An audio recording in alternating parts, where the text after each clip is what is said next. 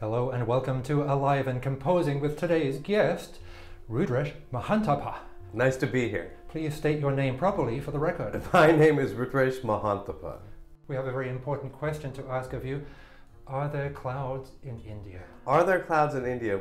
I think there are. Are there clouds in India is a great question. So my father was, he had come to America to do his PhD at Harvard in the 50s. So he was part of a very early wave of Indian immigrants, one of the first really. Then, I mean, they came over, he and 10 other PhD students came over on a Norwegian cargo ship. One of the ways that he was able to kind of get out and see Boston a little bit was to go on these outings with, I think it was maybe a university, some sort of Christian group or something like that. And being Indian was a novelty. Like, a lot of people just didn't know that much about India in the 50s. And someone who was very politely trying to make conversation said, "Oh, you're from India. Are there clouds in India?" And I think that always stuck with my father as being rather absurd. But for me, it really spoke to, that question alone spoke to the amazing journey of immigration and you know, moving to a completely alien country and then choosing to stay and raise children and improvise this whole existence and essentially create bicultural beings that have to negotiate this bizarre line between their ancestral roots and the new land in which they're living. There's been a long, if not ignoble, history of East meeting West, especially in the arts and music. Absolutely. Do you think things are improving? Do you think you could have done the work that you're doing 50 years ago? 50 years ago, no. I mean, I think what's making things are improving, and the reason things are improving is just simply access to information. I mean, we can really, you know, if I want to learn something about Indian music, even very specifically, if I want to learn about a particular raga, I can go to YouTube and see 5 great performances of it, and maybe even an instructional video. You know, I mean, there's really, our access to information is unprecedented right now. And I also do feel that people are embracing this notion of global citizenry, of not feeling tied to their immediate surroundings to define, you know, who they are in their artistic soul. So I think these East-West collaborations are, I mean, there's still plenty of them where it's East and West in the same room together and there is no collaboration, but there's more of real synthesis and confluence of ideas, and I'm very happy to see that and to be a part of it. It does seem that in those so-called syntheses, one partner usually comes off worse than the other. It's either an expert in one field and the other continent kind of gets treated insultingly. Yeah, that can often happen. I mean, I think it goes beyond the solution to that problem, if there is a real solution, goes beyond the culture. It's really then about personality. I mean, it's not enough for me to work with Indian musicians. I mean, I have to work with Indian musicians who are as willing to expand their horizons as I am, and who are open to scary and unfamiliar territory.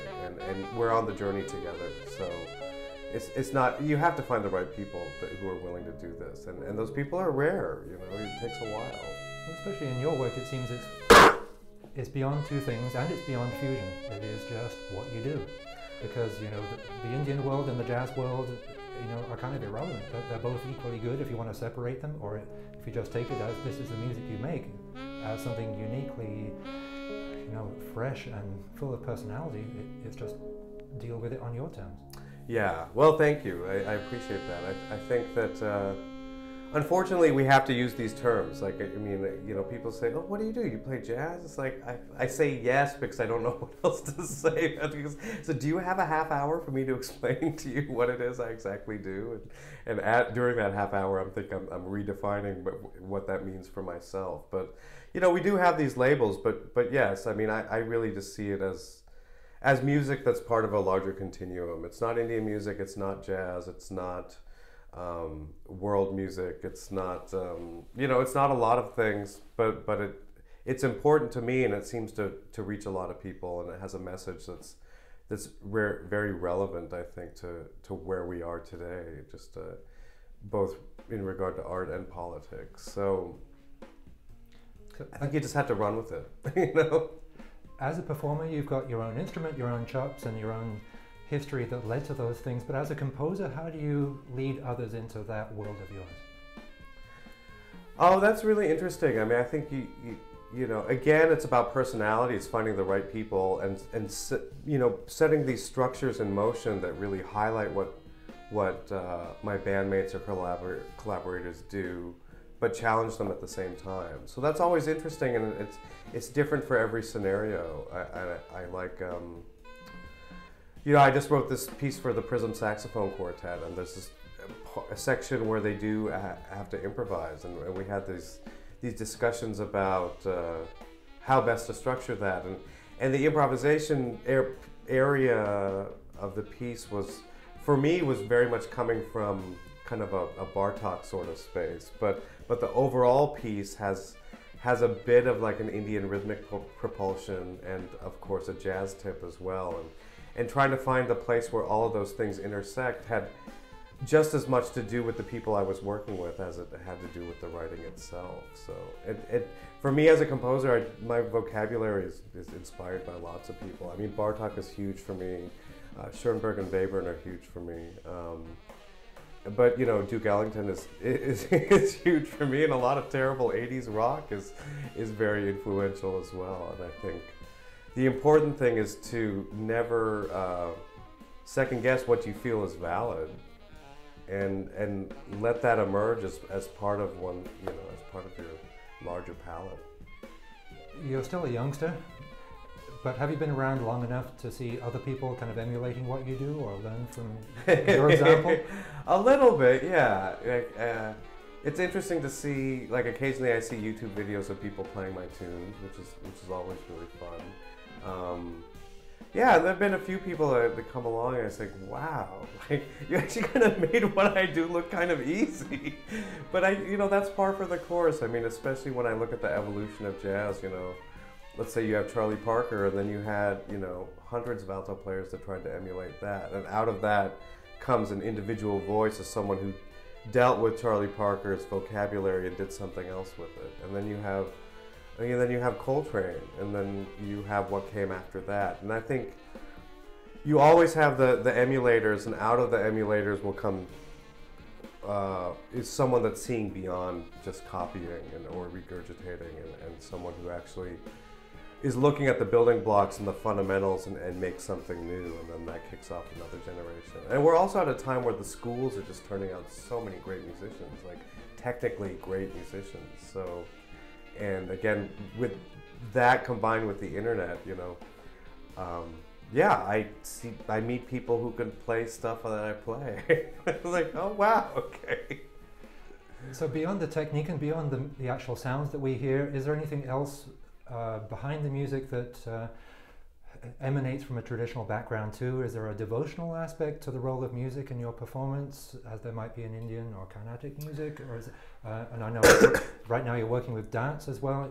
Does that integrate in a way other than what we would expect in the normal Western way?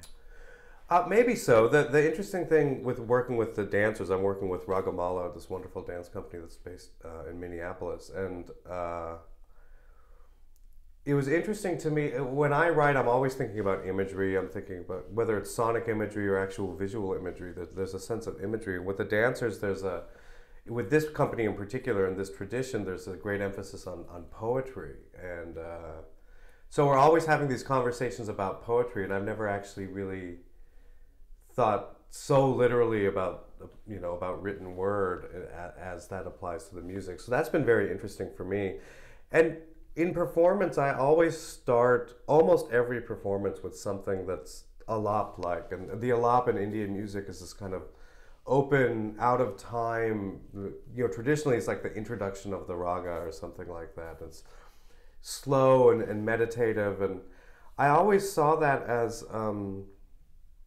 a way for the band and the audience to kind of become one and establish a sort of common ground where we can kind of go on a journey together. And I'm not playing for them, and they're not here listening to me, but we're we're doing this thing, you know, for the next hour, and we're in it together, and so that's very important to me, you know, really thinking about live performance as another form of collaboration, and I think that in and of itself is a very spiritual place. Just out of the blue, have you been to Lamont Young's Dream House? Have you experienced his performances? No, I haven't, you know, and I've been meaning to. I was just talking to a friend of mine about Lamont Young last night. But I would definitely like to check that out. It's definitely on my list. I just haven't gotten there yet. That'll be a collaboration I look forward to. Yeah, definitely. That'd be great. You have a number of tracks on Innova, but there's one whole album of yours called Apti with the Indo-Pak Coalition. Give us a little rundown on that. Yeah, that's a really great group because it's very near and dear to my heart, because the Indo-Pak Coalition, in its original conception in 1996, was one of my first forays into kind of merging ideas from Indian classical music and jazz, and those first forays were really, really horrible, and I kind of shelved the band and kind of second-guessed the whole thing. And so for me, it was really nice to continue to study music in general, whether it was Western or non-Western, and to eventually meet Dan Weiss, the percussionist, the tabla player, and Reza Bassi, the guitarist. And you know, when I heard both of them together and separately, I said, wait a minute, I think it's time to start this, you know, restart this band with kind of a new sense of direction and a new sense of composition.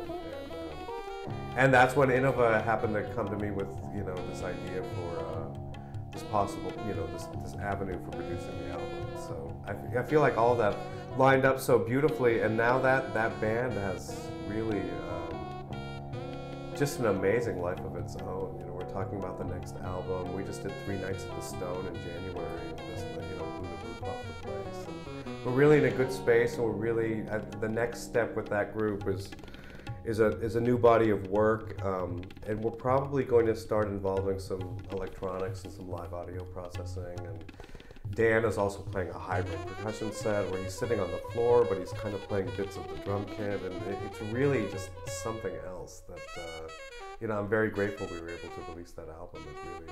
It led to so many other things for that band, but also so many other ideas just in my own work since then. Well, we are big fans of it and you. Well, thank you. And so thanks for talking with us today. Absolutely. Thanks for having me.